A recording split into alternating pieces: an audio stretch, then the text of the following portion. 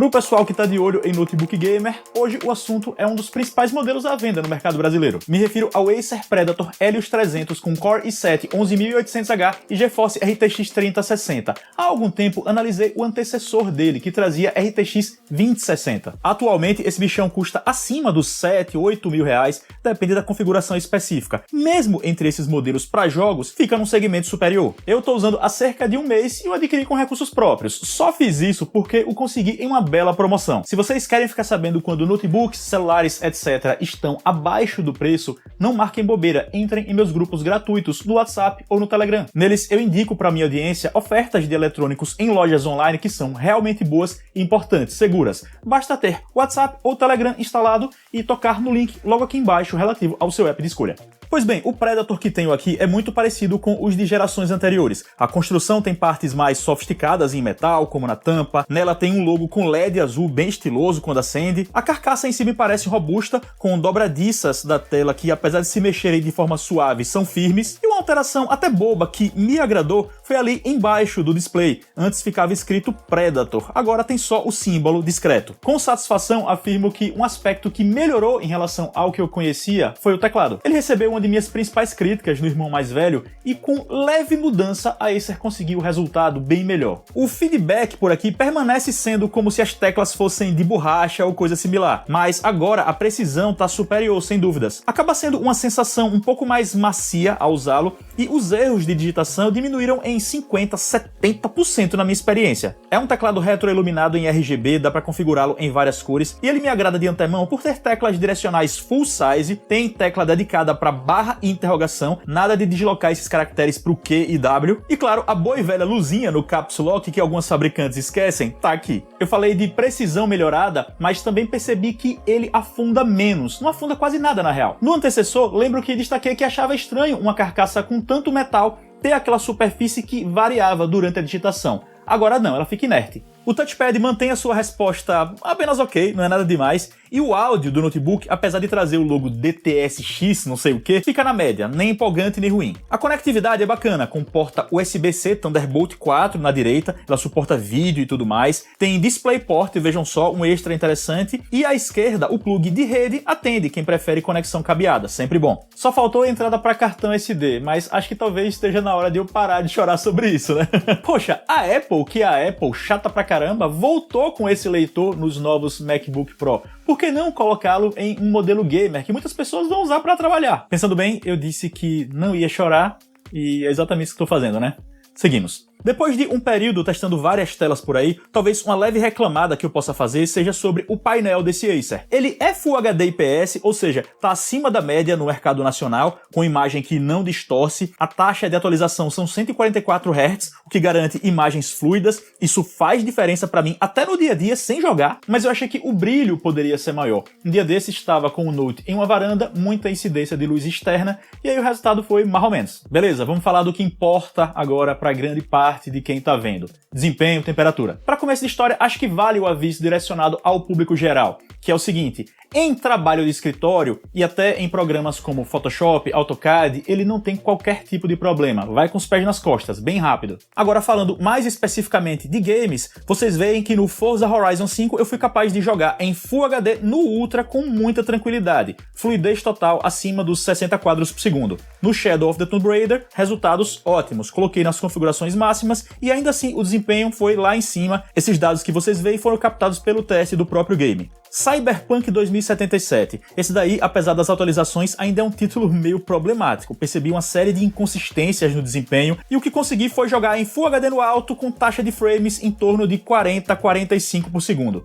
Falando um dado subjetivo sobre o Age of Empires 4, eu venho jogando a campanha desse game há um tempo. A princípio ele roda no máximo, mas não sei por que anda e vira no Predator acontecem umas engasgadinhas que me fizeram baixar essas configurações um pouco. Lembro que quando eu tava com o Dell G15 equivalente, ele é um Note mais instável no geral, embora essas enganchadas não aconteciam. Acompanhando a performance com o software Riva Tuner, é perceptível que a GeForce RTX 3060 por aqui, ela atinge cerca de 80 a 85 watts no modo padrão de desempenho. Essa placa pode ser configurada pelo fabricante, indo de 60 a cerca de 115 watts máximos. Quanto mais alto, mais desempenho e mais calor gerado, claro. A Acer escolheu algo no meio do caminho. É uma decisão ok para a maioria dos usos nessa configuração, e olha, não acho que foi esse o exato problema no Edge. De qualquer forma, na única avaliação em que tenham dados dos dois, exportação de vídeo no Premiere Elements 2022, o G15 com Ryzen 7 5800H e a mesma placa de vídeo levou vantagem. Seguindo para outro teste de exportação, no DaVinci Resolve o Predator foi bem pra caramba. Ainda faltam concorrentes à altura nessa lista, mas fica o destaque para ele ter batido o Mac Mini M1, que até aqui liderava o breve ranking. O dia a dia editando vídeos no DaVinci Resolve é ótimo, fluidez bacana na timeline com arquivos Full HD e 4K. Para trazer uma comparação com o Mac Mini, eu lembro que nele era só jogar todos os arquivos e pronto, podia aplicar os efeitos e aqui ia. O Predator pode exigir uma preparação maior. Não é incomum de eu precisar gerar os arquivos de mídia otimizados para ter essa mesma experiência, aquela fluidez que mencionei. Aí já não é uma questão só de hardware, imagino que exista uma influência gigante da otimização que esses chips novos da Apple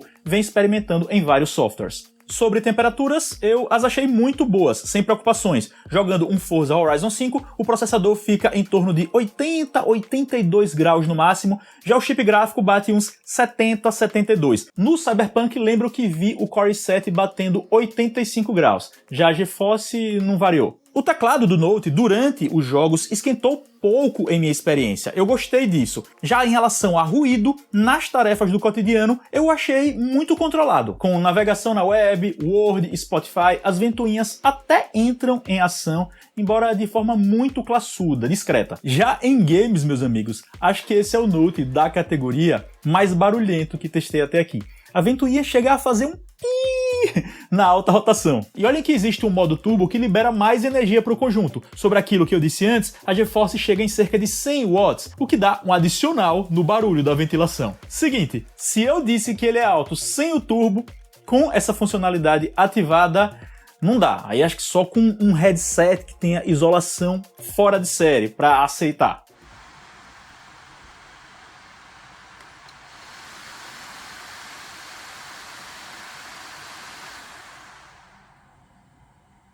Considerando que não percebi aumento de performance significativo, eu sempre deixei o turbo desligado mesmo, joguei no padrão. O computador veio com 16 GB de RAM em 2 pentes de 8 e 512 de armazenamento SSD, uma unidade NVMe. Abrindo a carcaça, a gente vê que ele tem mais uma entrada NVMe, assim como para outro SSD ou HD tradicional de 2.5 polegadas. O cabo necessário está na embalagem. Então assim, pensando no que está disponível no mercado nacional, ele fica entre os mais expansíveis em RAM e armazenamento. Bom, o aspecto que ainda não abordei foi a bateria, e nela os resultados foram ok, aceitáveis. Consegui cerca de 4 horas de autonomia em utilização de escritório com brilho no meio do caminho. Hoje em dia tem notebooks gamer que fazem mais do que isso. Lembro especificamente agora do Dell G15, que ganha de lavada. Antes de passar a régua pessoal, vamos abordar duas questões que me fizeram via Instagram quando viram que eu estava testando esse Note. Número 1, me perguntaram se ele tem aquele lance do NVIDIA Optimus, que em resumo reduz um pouco a performance do Note quando a gente está jogando direto no monitor dele e não em um externo. Bem, eu fiz o teste e, para ser preciso, aconteceu sim. Acredito que jogando direto nele, eu consegui um desempenho entre 5% e 10% menor. No meu caso, eu uso o tempo inteiro em monitor externo, então peguei a performance máxima. Ainda vou averiguar se dá para desabilitar o Optimus ou contorná-lo de alguma maneira. Questão 2, me perguntaram o seguinte: Rodrigo, eu ouvi dizer que a versão com RTX 3070 desse Note é capada, isso é verdade? Não tenho como responder, pessoal, porque o modelo que testei foi o com a RTX 3060 e, dentro do que eu esperava, ele me atendeu. No fim das contas, foi isso. O Acer Predator ficou na média das minhas expectativas. Ainda tenho uma interrogação sobre o que rolou no Edge 4, mas de resto, penso que tive desempenho bom e que não apresentou quedas bruscas durante a jogatina. Um aspecto que contou pontos a favor foi a melhoria no teclado. Se o modelo anterior me deixou meio chateado nesse sentido, agora tá tudo bem.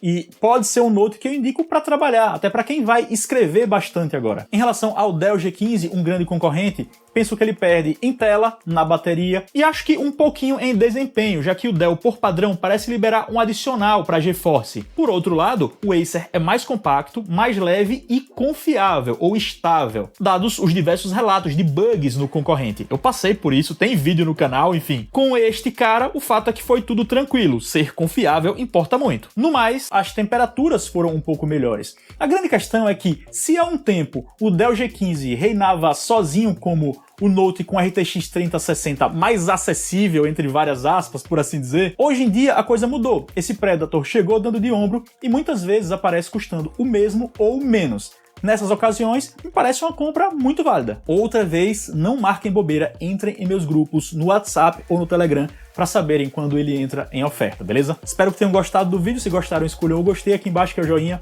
Para os que ainda não são inscritos, é de graça, toque em inscrever-se e depois no sininho logo ao lado, porque assim você continua acompanhando meu conteúdo e me dá uma força gigante. Siga-me nas redes sociais que estão na tela e na descrição. E a gente se vê. Até mais.